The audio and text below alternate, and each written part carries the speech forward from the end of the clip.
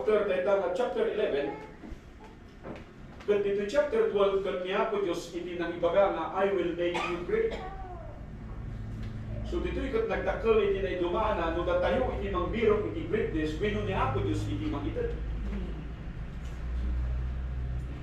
Today, there are 3 points that I'd like to share with you. Like in the verse 1, this is actually the call of Abram, or later on called Abram. Now the Lord had said unto Abram, Get thee out of thy country, and from thy kindred, and from thy father's house, unto a land that I will show thee. So kagayon kay Kapsat, iti calling iti maysa nga tao, nagbalik nga tao, wino agipan, wino ipagbaga tayo nga anak iti Diyos, ket ada iti requirement na. Iti dayto nga bersikulo, ket ada iti kinindaw ni Apo Diyos kini Abram, and that is, he had to move out from his country. Get out. So sabay kumatamamuan tayo kagayon kay Kapsat, nga iti panakamamu tayo, kung panagtingat, kung panagpigsa, iti relasyon tayo kini Apo Diyos, kung saan nga mapasama, if we remain, ijay place nga kaya tayo. Masapol, nga dagdan tayo, pagsurutan tayo, iti panagayaw, iti Diyos, iti tunggal maysa. So kung nalagamin ijay verse 2, and I will make of thee a great nation.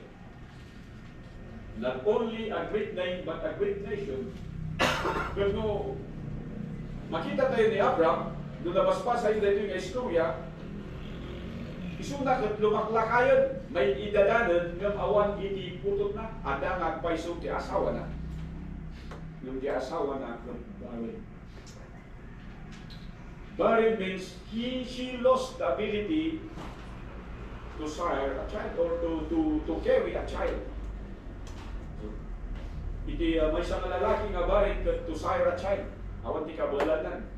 Ngam ni Sarah yung asawa ni Abraham, kat awanan ti kabalanan nga ag-carry iti ubing iti tiyan na.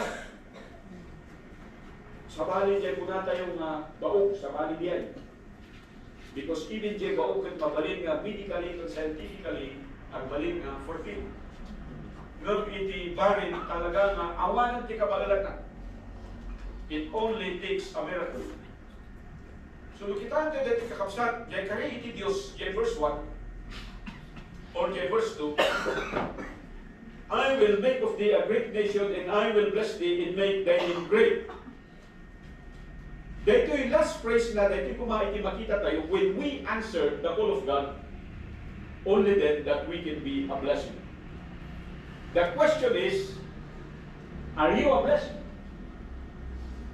Nataman iti, sa lunsod nga sungbatan tayo kumatatak. Are you a blessing?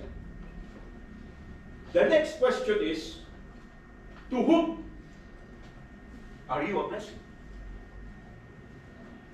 Kanino ka nagiging biyaya? Because blessing is not something that you possess. It is something that you release. See? Blessing is not something you get. Nga isuga ito ibagbaga ti tao, nga numangan ka, thank you Lord for the blessing. Actually, that is a wrong prayer. The right prayer is thank you Lord. For what? For making me the ability to partake this food. Ya adatin ka, ya kabaulan nga mangkakan, kan mangraman, ijay makan, that is a blessing. The food is not the blessing itself, but the ability to eat it. That food becomes one and nutrients in your body. So makita tayo dito kakapsat, nga jay blessing, kung saan nga jay ganam, duligat, dahito jay ma-share mo. How did we know that? The following verses.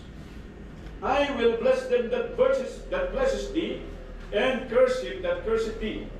And in thee shall all the families of the earth be blessed. Nagligat nga akseptaran daytoy. Nung daytoy mismo statement nga nagapo, iti Dios nga manakabalin, iti Dios nga namarswa. Tunggal may isa ka tayo kung tayo mag-blessing tayo. Nung iti blessing ka kaya bumaknang, then ipagkakada kayo, then we are not blessed. Hindi. Nabindisyonan ka niyak, yung makibagi di Minas. Dahil hindi na politiko, tado di kwartada. Uray na po tayo mga corruption, itinagapuan. No, rupudan tayo iti blessing in terms of material and financial attainment, collection. Saan tayo mga blessing? Amen! Kaya kung mga awatan tayo dito, nakaduan pala tayo saan tayo nga ma-enjoy iti panag-survey kung panagdayaw kiniya Diyos because we look after kay blessing in our way. Makikita tayo, di pamilya tayo, sang kasakulan, sang kasahangan, at kuna tayo nga saan tayo nga blessing. So gagayin ng kapsat, kuna na ijay, verse 4. There is no other statement between verse 3 and verse 4. There is no other information. Right there and then, Abram departed. He heeded God's call and obeyed right away. He did not say, let me first sell my house. Let me first sell my cattle. Let me first sell all my position. Tapno adda iti balon ko. And yet, we find that that is the way most churches build up their ministry. Dito yung karatsin, ipakitaan tayo. Takunan na verse 5, and Abraham took Sarai, his wife, and Lot, his brother's son. So itong si Abraham, meron siyang daladalang insurance. Because alam niya na barin yung kanyang asawa, kumuha siya ng isang pamangkin. Tama ba? At ang pangalan niya ay si Lot. And went with him, and Abram was 75 years old when he departed out of Haran. So makita tayo nga jay get thee out of thy country and then departed out of Haran. It was fulfilled. So nag-obey ni Abraham. Iso nga kitayan tayo ti obedience, takas jay ko mati aramidan tayo.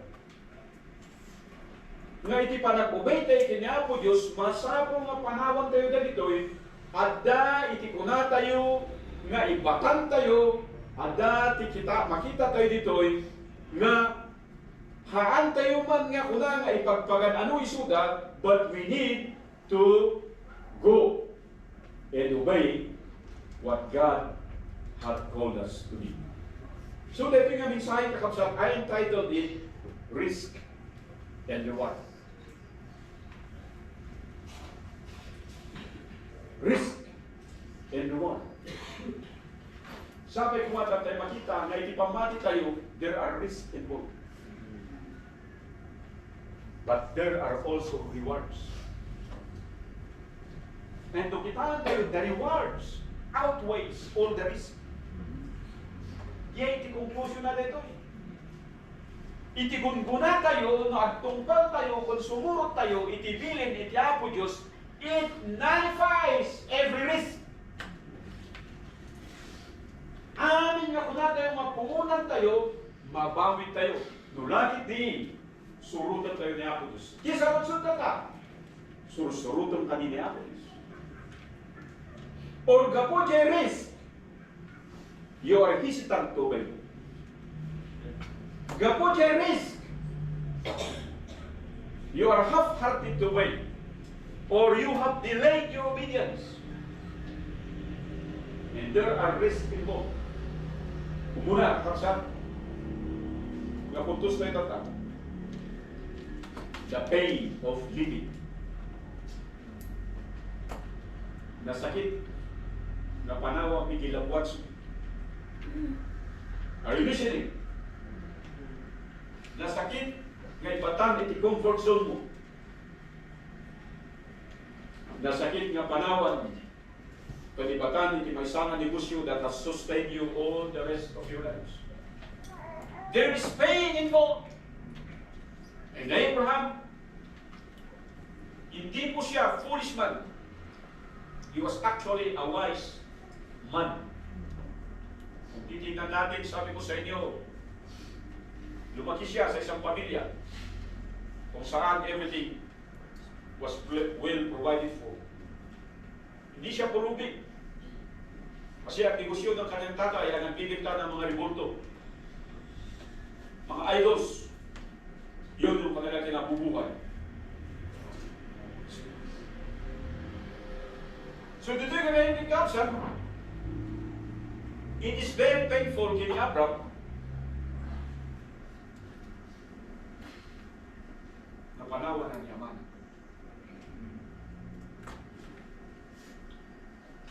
Makita tayo dito yung kakayanan ni Amana. Awan siguro ni magsublat yung negosyo da. Namamuyo, dadagay na bana, dadagay na negosyo, dadagay na trabaho, makahalan nga kaya niya ako Diyos, nga iso kung matigagangahan tayo. Hahalan nga kaya niya ako Diyos, nga iso tikadindin natin. Hahalan nga kaya niya ako Diyos, nga adan tayo kinyada, and yet we insist. Why? Because we cannot bear the pain. Listen carefully. The pain of living your parents. Kung 75 years old sila, pambihira, siguro 100 plus years old yung kanyang magulang, di ba? Amen? Pagkatapos titingnan mo yung kanilang buhay, titingnan mo yung bahay nila, napakaganda, iiwan mo. Tapos sabihin ng Panginoon, dadalhin kita sa isang lupa, isang lupain, kung saan bibigyan kita ng biyaya. Kung tayo ang pinagsabihan ng gano'n, ang sasabihin natin sa Diyos, ibigay mo muna ang biyaya. Why? Because the pain is unbearable. Yan sabi ng information natin nabasa rito, yung gidyaw, that is pain. Saan ka? Iwanan mo yung country mo, yung community mo. Iwanan mo yung kindred, meaning your people. Yung kapamilya mo, mga kaibigan mo, mga kasusyo mo, iwanan mo mga yan. From your father's house, meaning your family, your immediate family, you want to leave them. Sino tiyahan na mga masaktan dito? I could only imagine, and maybe when I face Abraham someday, I will ask him, kanya nga yung senaryo, hindi at pakpakada ka.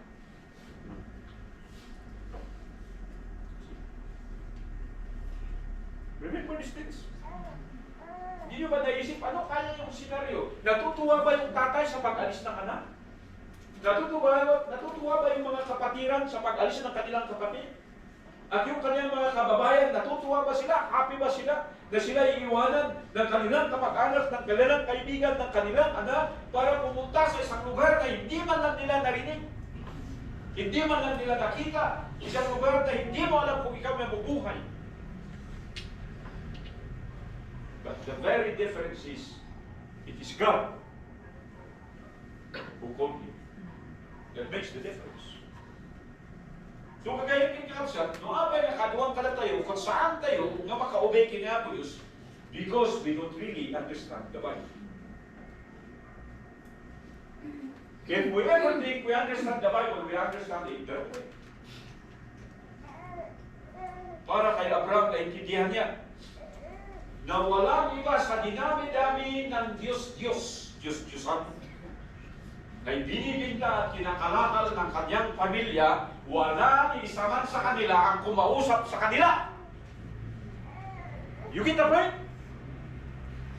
So we have all that information na lahat ng Diyos sa balat ng lupa na sinasamba ng tao merong revolto na inibinta ang pamilya ni Abraham.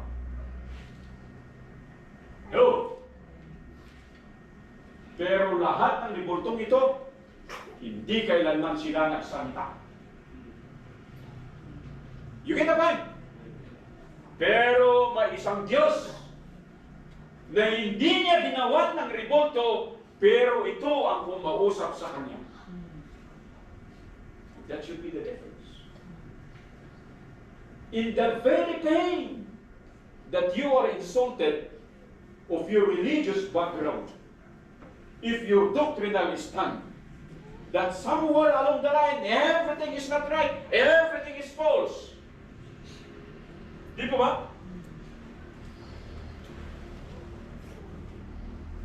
And as he carried his box, he told his wife, you have to pack up.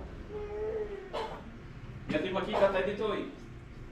Sampai kumata sa lutsunan yung mababakad. Lumadanon yun to ah. Napundon ni pamati yung kaistoryayan to ni Sarah. Anya nga tirignan. Inibagan ni Lulong Abraham nga pumanaw kayong ijehar. Amo yung iti karigatan nga influential, iti bisis, nga naruam iti kasjay nga biyan. You want the word? Andyan na yung kinabubuhay mo, andyan na yung lahat. You can buy what you need. You can go to a place you like. You have the money and everything, you have the influence. And to live that thing, especially with a wife, is something that is totally unacceptable. Hindi lang sinabi sa Bible na nagkaroon ng naging moment, but there is not. So nung makikita natin yan, pag ang lalaki, makinig kayo dito, ay totally obedient sa Panginoon, magiging silent ang bunganga ng babae.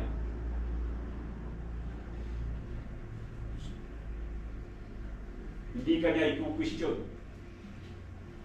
Pero pag tayong mga lalaki, half-hearted ang obedience natin, makita yun dita kanayon ng umananak ni bakit mo. Why? Kasi hindi totoo yung pananampalataya mo. Dapat magkaroon tayo ng pananampalataya na katulad ng kay Abraham. So the pain of living your loved ones is true. It is genuine and it is a reality. Amen. The pain of coming to church or coming to faith, dapat na i-consider yun diyan. Sino kada kayo iti namati kayo kat impartiyan da kayo pa ni amay? Sino? When you come to know the Lord Jesus Christ and receive Him as your Lord and Savior, sino po sa inyo na may unbelieving member ng family, your loved ones, your parents, your brothers and sisters, na ikaw ay tinride sa isang restaurant? Sino sa inyo? Na sila ay natutuwa at ikaw ay na sumampalataya sa Panginoon. Sino sa inyo? Wala, di po ba? Wala! Bakit? Unbeliever sila eh. Ikaw ang naging believer. In the pain of being different towards your family, there is a big issue. Nung ano na-experience niya, it is because your faith is not true. Your faith is not genuine. The pain of leaving behind everything that is there to you. You cannot give up your own lifestyle. Hindi ba nasa mo, chismosa ka, nangasawa ka, chismosa ka pa rin. God called you up, you should give it up. Amen. So, dito church, kung muna ka na kayo, dadagin nila nga kids nga mayas-yasya, kaya mo na kada bisita na. Every Sunday is our BYIers, pero nagdadala ng bisita itong mga kids. Sabi ko sa mga BYIers, hindi magkakatuto. Kung pag-iibitan niyo ng bisita, hindi yan sasagutin ng Panginoon.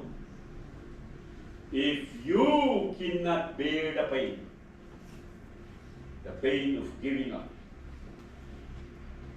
the things that God hates, My young people, I'm talking to you. Ano yun? Yung maging seryoso kayo sa inyong pananampalataya. Nang pagtingin nyo lahat nakasalalay sa obedience nyo sa Panginoon. Hindi yung pag-obey nyo sa mga teacher ninyo. Naging teacher din, naging estudyante rin ako katulad ninyo. At bawat assignment na sinasabi nila, ginagawa namin yan nung kami, mga estudyante. Kung nalilate kami, nag-iusap kami sa teacher, nabigyan niya kami ng chance. Lalo-lalo na nung naging believer ako. I stood firm with my faith. Alam nila yan sa school. Sa university kung saan kami nag-aaral.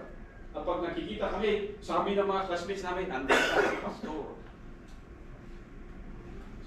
Daradala namin yung Bible namin. Pero yung good book, nakabusa. Yung Bible, dala-dala. Nagbabible study kami every time na may break-up. Yung mga teachers, kilala nila kami. Pero kayo, ganun ba kayo sa school? O hindi nyo maiwan yung mga kaibigan nyo? Gusto nyo sila palagi, ayaw nila kayo makatsawan. Kaya half-hearted ang obedience nyo. Huwag po sana. Hindi kayo naman bigyan ng Panginoon ng pagpapala ang half-hearted obedience. So the pain of losing someone, the pain of giving up, that is the risk we need to count. Sa mga negosyante, the risk of failure. Alam nyo ito? Ayaw nyo mag-invest.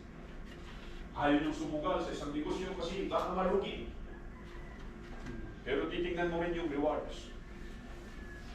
Will the reward outweighs the way? The risk. Kasi dito, ang hindi nang sabi ng Panginoon eh, I will make of thee a great nation on me here. And I will bless thee, and make thy name great, and thou shalt be a blessing. Hindi natapos sa pagiging great nation lang. Hindi natapos sa pagiging blessed lang. Sabi ng Panginoon, you will be a blessing as proven by verse 3. And indeed shall all families of the earth be blessed. So yung point number 1 natin, the pain of living, that is a risk. Andito yung pangalawa, the prejudice of living. Ano yung prejudice? Ito yung hindi natin nakikita, mga kapatid.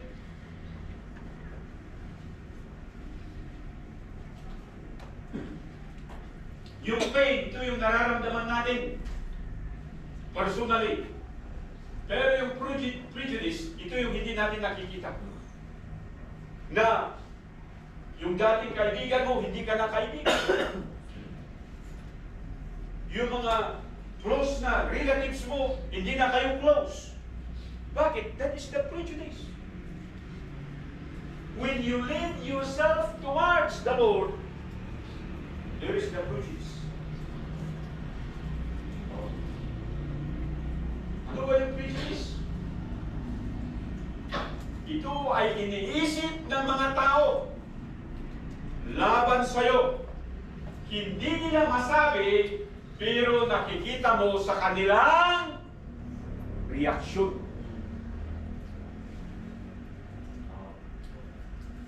Dati-dati sumasama sa'yo, pero ngayon ayaw na. That is prejudice. That is the prejudice in leadership.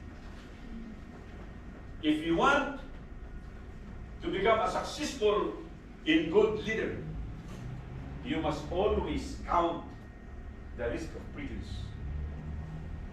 Yung mabansagan ka sa mga bagay-bagay. Katandaan din na sakap. Nasaan nga ang paiso? Yung saan nga gagpot ay bagbagada, kat ma-offend ka, winusaan ka nga patuloy. Natarusan tayo. Prejudice kat something that they think towards you which are not really things that describe you. Dito dyan, kung tayo nga, wrong presumption, wrong accusations. And most of the times, leaders suffer from that. Kasi ang leader dito, walang iba kundi si Abraham eh. At nung umalis siya, dala-dala niya yung kanyang asawa at yung kanyang pamilya. Nililid niya sila sa sinabi ng Diyos. Kasi siya lang naman ang kinausap ng Diyos, hindi niya kinausap si Sarah. Right? Hindi niya kinausap sila. At every time na pumupunta sila at naglalakad sila, siyempre mayroon dyan yung tampukan, pambira, ang lahat naman, saan ka yan? Bakit? Amen? Hindi ba pwedeng bumalik na lang tayo? Because these are the kind of experience that later on we were informed in the book of Exodus. The prejudice of leadership experienced by Moses. Pero dito makita tayo kakabsat, kakunan ni Abraham, and Abraham took Sarah his wife and Lot his brother and all their substance that they had gathered. So pag sinabi natin all their substance, yung kaya lang nilang mabuhat. Amen. Yung kaya lang nilang madala. Pag panunutan tayo madagos, sunod tayo, panunutan tayo, yung ating pinanugda. Yung ating klase ng bagas, yasmin, diamond. Okay. Pero ito, dala-dala lang nila yung mga basic needs nila. Kasi sabi dito, in the souls that they had gotten in Haran, and they went forth to go into the land of Canaan, and into the land of Canaan they came. So they came to the land of the Canaanites. At alam niyo ba yung prejudice ng isang tao, stranger ka sa isang lugar, na meron ng nagmamayari? Hello. At lagi ka kay button, baka sana ma-welcome dito eh. Di ba? Have you experienced that? Baka pabigatak lang ka na dito eh. Wino, jay fear tayo kung jay baka pusunan lang na dito eh. Baka patayin lang na dito eh. Baka mangmangan ka dito eh, kitang tao. And that is the way the Canaanites were described. Niluluto nila yung kanilang mga kaaway. They offered them a sacrifice. Pero yun, yung mga fear na yan, ano sabi dito? Sabi sa verse 6, and Abraham passed through the land unto the place of Shechem, unto the plain of Moreh, and the Canaanites was then in the land. So itong mga Canaanites, alam natin kung gaano sila karungsot nga tattao, they were never a threat to Abraham. See? Yung iniisip natin na prejudice, makinig kayo.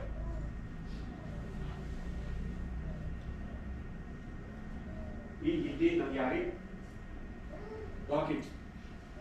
Kasi si Abraham ay sumusunod sa Diyos. Nakita niyo yung diferensya? So bakit parang naging maamo yung mga Canaanites? Bakit hindi nila inatak si Abraham? Because when you become, even your very enemies can become a friend. Oh. Let this be a warning to us. Because we count the risk. The risk of prejudice more valuable than the rewards we cannot obey and we cannot find.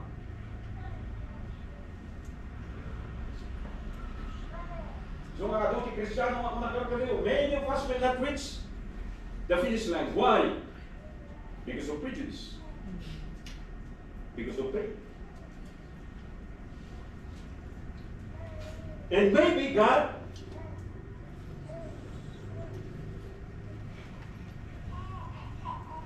sabi rito, and the Lord appeared unto Abram and said, unto thy seed will I give this land, and there builded he an altar unto the Lord who appeared unto him. So the first, God talked to him, and he risked the pain of leaving his loved ones. leaving everything, and then risk the prejudice of relationship being cut off, the love of his people becoming questionable. Pero hindi yun ang nakita. Kaya ito ang nangyari. Now the Lord spake to him or appeared to him. So makita yun dyan Levitical benediction. Ijay Numbers chapter 6 verse 25 to 27 yata or 24 to 26. The Lord blessed him. The Lord keeps him. And the Lord made his presence with him. What is that? That is the appearance of God. Yung makita mo mismo, yung appearance ng Panginoon, at ganun sana. Kasi kung matibiro ko tayo kakapsat, ang tayo lang ang manggan na ito ang mensahe, we are not only listening to the words of God, but we can picture already the image of God. Because if we can see God, then there is no reason for us not to obey Him. Yung problema ka na tayo, kanahin tayo mga malipatan. Malagit tayo lang ni Apo Diyos, kahit tayo lang makita isula, kahit tayo lang mag-God ni Sunday. But afterwards, wala na. Dapat marinig na why you are saved. Bakit ka healthy ngayon? Bakit ka nakauwi sa mga manggagawa dito? Oh, amo tayo risk involved na may sakang ang biniro. Accidents can happen anytime. But you should be grateful and thankful to God because you can go home and praise God for His protection. Amen? Amen? Yung mga hindi naniniwala, normal sa kanila yun. Pag may nangyari, sinasabi nila ang aksidente. Pero sa isang mananampalataya, naiiba. Palaging andyan yung sinasabi ko sa iyo, worshipful attitude. Every time you move out and leave your families behind, you are praying that God will protect them as He will guide you along the way. Why? Because you have seen the appearance of God in your life. That you recognize that He protected you last night, that you were able to sleep, and that He wake you up in the morning. Hello, hello. Kaya ito dahil tinagsimple nga ba nagkakapsap na saan tayo nga ma-recognize. Iso nga mostly kada tayo, we are very hateful. Ayaw, nagsama kasi. Ayaw, ubla kasi. Biliyawan trabaho, you are looking for it. So ano mamisan, kung nakala kayo, patasin nyo pati nga mapalagpasya. Mag-enjoy kayo, kada kami. Kaya ito'y dalado mga kapsat na mapanag-bisbisin.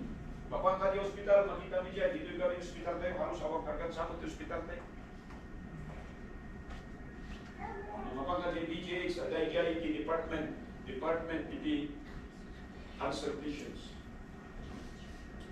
And you can see in their faces, mga tao wala ng pag-asa. Pag kinakausap mo sila, hinihintay na lang nila ang kanilang kamatayan. Wala tayo, hindi mo makita din dyan. Kung gana, ma-experience mo lang, dati kasi kasakit mo sa ano admire, nakasapulang God niya ako use. Why wait for that moment if God can really protect you right now? Amen? Pero hati tayo ma-value na dito yung apayaya because nalasto. Ito naman timang mangyari kada tayo simbahan. Di awat ti trabaho, midihan ka na ka-eskwela, pamalo ti kasta, mag-serve ka na dahil nga po Diyos, tatata na ka-eskwela ka, tatata na ti trabaho, sagpabingsan ka lang, tirasot mo, busy ka. It's my prayer that God will appear to you today. Para igawan mo siya, kasi sabi rito sa information natin,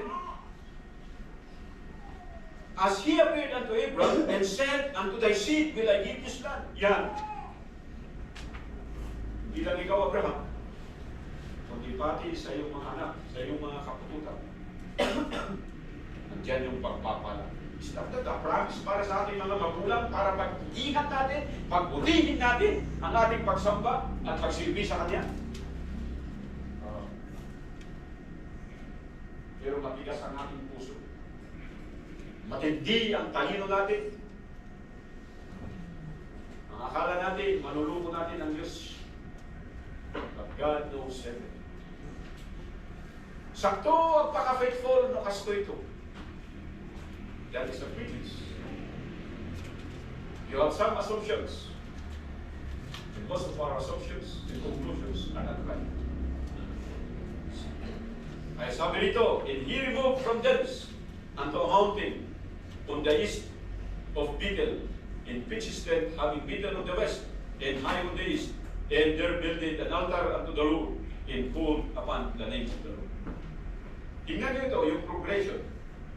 Kinausap siya, nagpakita ang Panginoon, kasi inulit ng Panginoon na yung blessing na binigay sa kanya ay mapapa sa kamay ng kanyang mga seeds o kanyang family. Anong sabi ni Abraham? I will build an altar. The next question is, are you going to build your altar? Anong altar ang ginagawa natin? Baka sarili mong altar ang ginagawa mo. Bakit hindi yung altar ng surrender? Altar ng humility. Altar ng submission sa Panginoon. Marami dito, submissive kayo sa inyong mga misis, submissive kayo sa inyong mga mister. Pero bakit hindi ka maging submissive sa Panginoon? Terus makita natin dito, and Abraham journeyed going on still toward the south. So lahat ng lupain doon na sinabi ng Panginoon sa kanya, pinuntahan ni Abraham. Makita natin dito sa next information na nagkaroon ng famine. Yan, the prejudice of famine. Di nung punta siya dyan, everything was well provided, no? The reality is, merong pagsubok yan at ikaw ay magugutom. Will you rely upon God? Or you will go back to haram. You will go back to your own sinful ways. So yung pangatlo dito, first point is the pain of living, the prejudice of living, and the third point that I'd like you to experience is the privilege of laboring. The privilege of laboring. Kaya huwag nyo sasabihin dito, salilang iti ministry na ito na simbahan. Nagakuha ti simbahan, nga awan iti ministry da, kat mayatmat. Doon tayo iti prinsipyo, it is because you came to our own ministry in our own church. Ang church na tinayo ng Panginoon ay punong-puno ng ministry. Punong-puno ng gawain. Pag yan ang church na hinahanap mo, you are not for this church.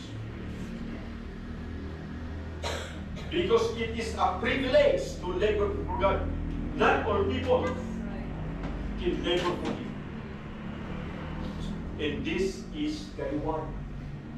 Alam niyo ba na isang reward? Yung makita mo na ikaw ay ginagamit ng Diyos. Ako nga, paiyak-iyak ako kanina kasi naiisip ko, first time na pumunta dito si Chrisman. Di ba ba nagbabain dito? And then he could preach. And then now he can sing. Amen? Hanggang niya perfecto na yan, yung birbiro kayo di perfect na singer, awan nyo makita dito si Van, mapangkay dyan Bulaga, mapangkay dyan American Idol, awan dito church. But for me, I admire people who are being used, who are laboring, and you look at it as a privilege. Isuwan nyo may assign kayo, di may sanga ko, take it as a privilege. And when it is a privilege, you will give your best. And you will do your best. Why? Because you are not doing it for someone else. You are doing it for God. Only then, sabi ng Panginoon dito, only then, that you can be a blessing. Kaya balik ka ng blessing. Uy, Jay, blessing. Alam natin kasi sa blessing yung may sobra-sobra na hindi. Tawag di tao dito church na sobra-sobra. Halos amin tayo dito church, kulang-kulang, right? Sino kada kayo, pastor? Sobra-sobra. Oo, pasubli. Nalamdaman to ba, kurang kaya galong mo. Amin ka na tayo, kasi na tayo mga makurang-kurangan. Lumakaan nga di jay, hanang kahit may baga nga, karoon tayo sobra-sobra so that we can be a blessing. Know that you appreciate everything. That what you have is God provided, and in doing so, you can share it to others. In what way? By sacrificing. Saan ko kada kayo? Kakainin mo na nga, kalahati na lang ang kakainin mo at isi-share mo sa iba. And that is a blessing. Hindi mo iniisip mo, kurang kinyak na ito eh, hana na mabusog. Takastoy, hindi kapasidad ko, hana na kasyan. Diyan mo mga politika, dahil di makasapon ititulong, but you will walk. Why? Because you are going to help someone that is indeed, and that is a blessing. Nagawa niyo ba yun? Kakainin mo na. Gagastusin mo sana. Pero yung senior mo, di ba? Parang binabanggit sa inyo yung kwento ni Cory Tidbo. Na yung gamot na dala-dala niya para lang sa kanyang kapatid. Pero pagpasok nila doon sa concentration camp, ang dami palang may sakit na katulad ng kanyang kapatid. And she was wondering if she is going to keep it secretly or to share that medicine to everyone else. Pero sabi niya, ako lang ang may hawak ng gamot na ganito at napakaraming may sakit. And she shared it. And to his and to her amazement, yung gamot na yun, hindi naubos. Basahin niyo yung kwento niya.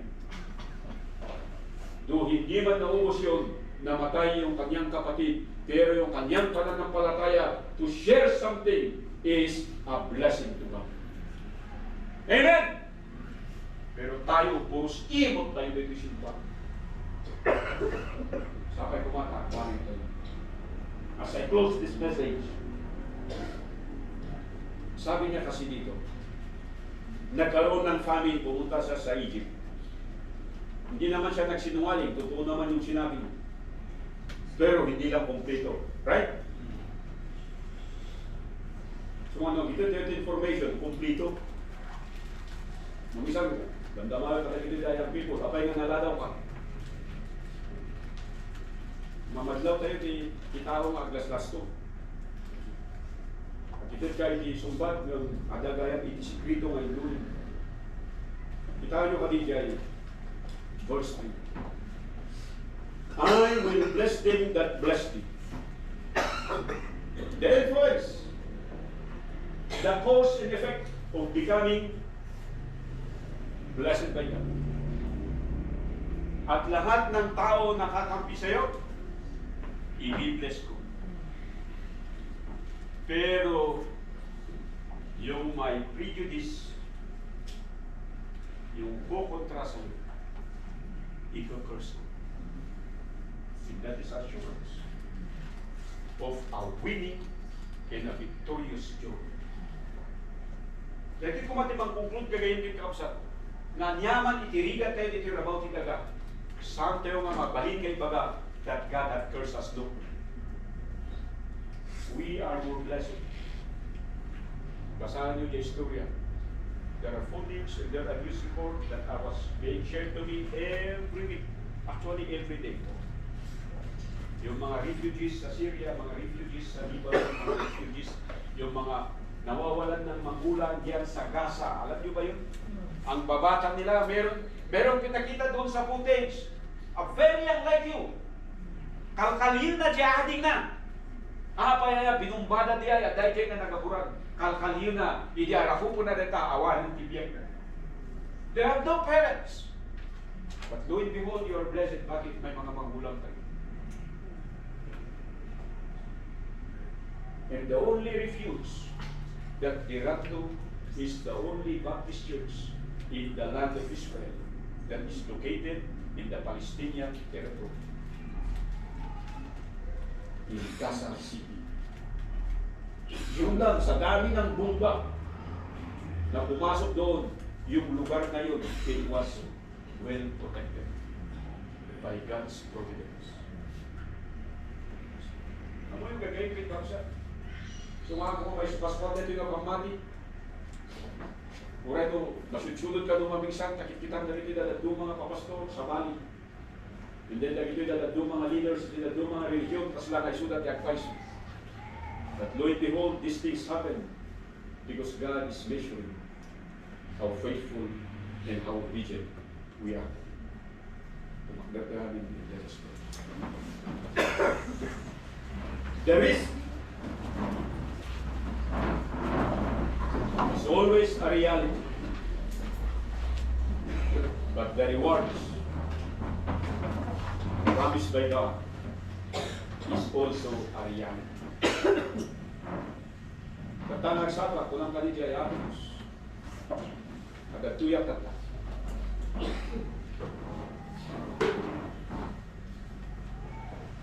I know the risk, but the rewards outweighs the risk. Kaya kung nalita, serbiyan, kita.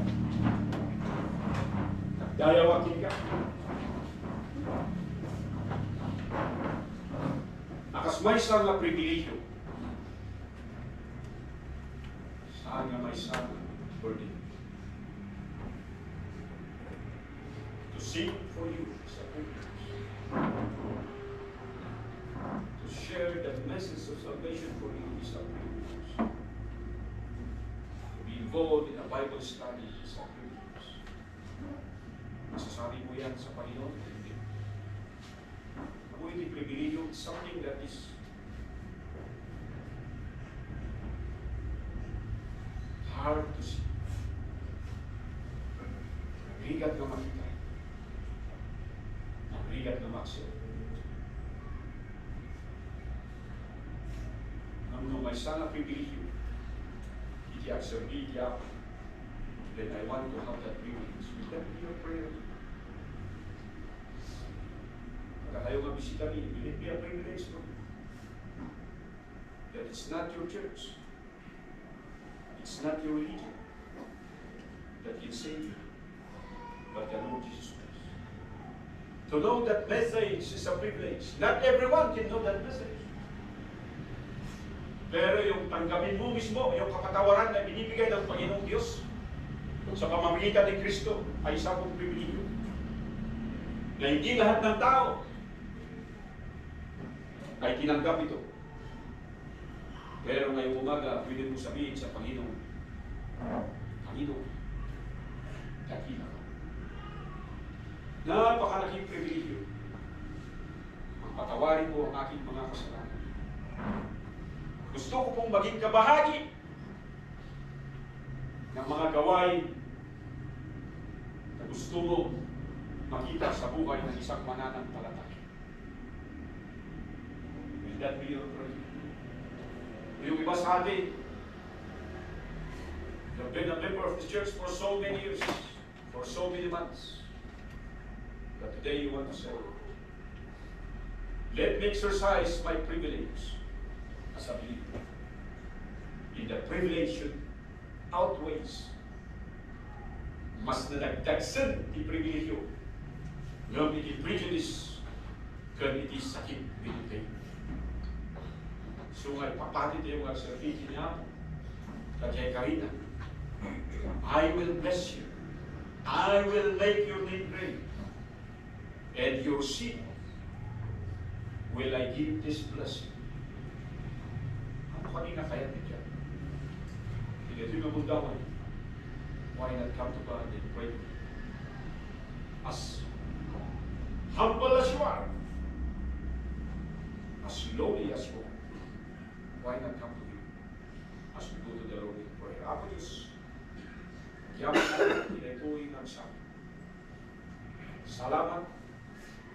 Kaya niyapon muna kami, itibalay, itipagdayawan. Nakita ang iti kasasabi ng runa kas may isang pamilya. At paiso ako Diyos, na duma-duma ti kastaming at surbikin ka kamuta sa aming nga kaya na ipatan iti ugali mi, wito dageta normal nga kanayon nga aramidon mi, nga dahil ti kapamilyahan mi, nga gaputi ayat mi kinyada, mas napagpatigda ng sila. Uray saan kami nga makigimo, uray saan kami nga makiprayer meeting, tapno lang makadwa ni isudan.